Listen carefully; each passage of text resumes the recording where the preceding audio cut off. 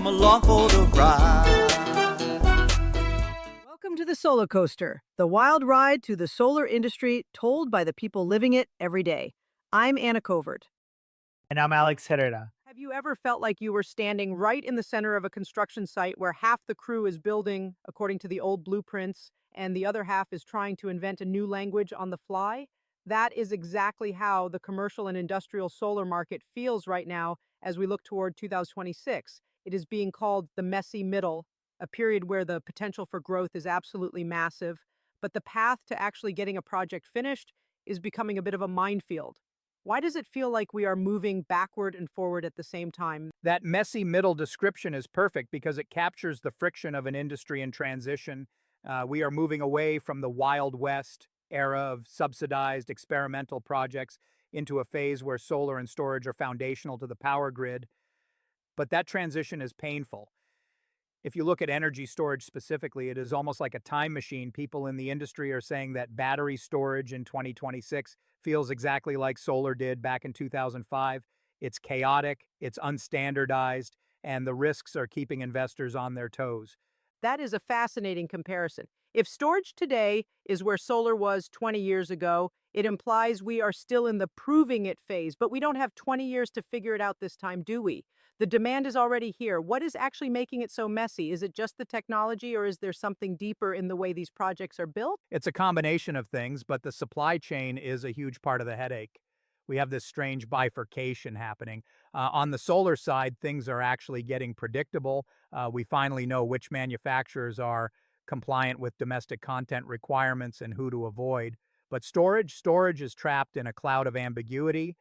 If you want battery cells that meet the strict foreign entity of concern standards or qualify for domestic bonuses, you might be looking at lead times of 18 months.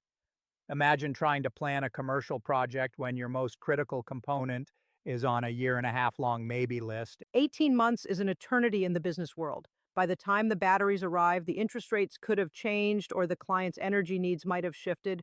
And speaking of interest rates, I've noticed that the margins for these projects are getting incredibly tight. It feels like there's no room for error anymore. Is that driving a change in how these projects are designed from the start? Absolutely. We are seeing a shift where precision isn't just a nice to have anymore, it's a survival mechanism. In the past, you could get away with a close enough design for a solar array. But now, with rising utility rates and compressed margins, every penny is being scrutinized. If your initial production model is off by even a few percentage points, or if you can't accurately predict how a battery will perform for peak shaving under a very specific utility tariff, the financing just won't show up. Developers are having to become data scientists just to get a project off the drawing board. It sounds like the soft costs are becoming the real project killers. It's not just the cost of the panels or the batteries, but the cost of the intelligence required to deploy them. And I've heard some horror stories lately about technical standards, specifically when companies that are used to residential installs try to jump into the commercial deep end. That is a major pitfall. The commercial and industrial space is a completely different beast. You can't just take a residential crew, give them more panels, and expect it to work. There are massive regulatory burdens and complex capital improvement laws. There was a case recently where a team used the wrong size bolts for a raised roof installation on a commercial building. It sounds like a tiny detail, right?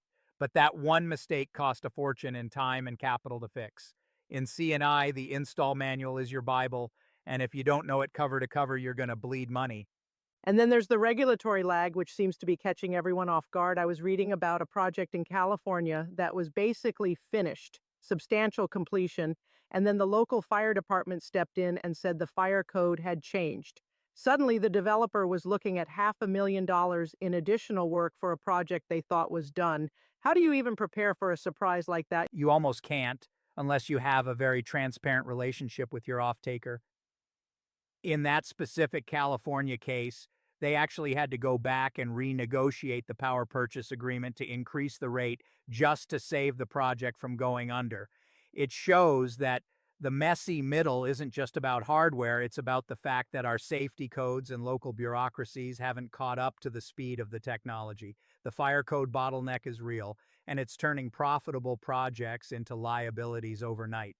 It's interesting that despite all this chaos, There's a sense of optimism about the post-tax equity era. For years, the investment tax credit, or ITC, has been the lifeblood of U.S. solar. But now some people are saying that moving away from it might actually be a relief. That sounds counterintuitive. Why would losing a subsidy be a good thing? It sounds crazy, but think about the soft costs we talked about. To close a tax equity deal, you need a small army of attorneys, accountants, and insurers. We're talking about 6 or 7 figures just in fees to navigate the complexity of the tax credit. If solar becomes cost effective on its own merits, which it is starting to do in states with high utility rates, you can strip away all those layers of bureaucracy. You end up with a cleaner, faster, and ultimately cheaper project because you're not spending half your budget on lawyers. So we are looking at a future where the training wheels of subsidies come off and the industry has to stand on its own feet. That leads to a really provocative idea I've heard lately, the inversion of the solar plus storage model. Can you walk me through that?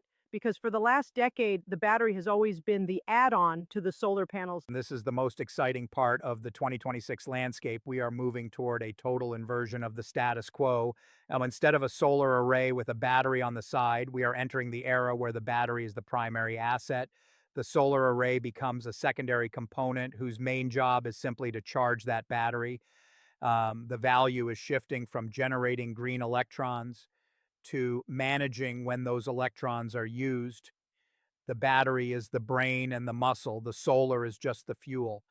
You know, That is a massive psychological shift for the industry. It changes how you sell the project, how you model the ROI, and even how you maintain the site. It makes the messy middle feel more like a chrysalis phase. It's ugly and complicated while it's happening, but what comes out the other side is a much more sophisticated version of the industry. exactly. We are transitioning from a niche subsidized market into a foundational pillar of the US power grid. The developers who can bridge this gap, the ones who can navigate the fire codes, master the software, and handle the supply chain bifurcation, they are the ones who will own the next decade.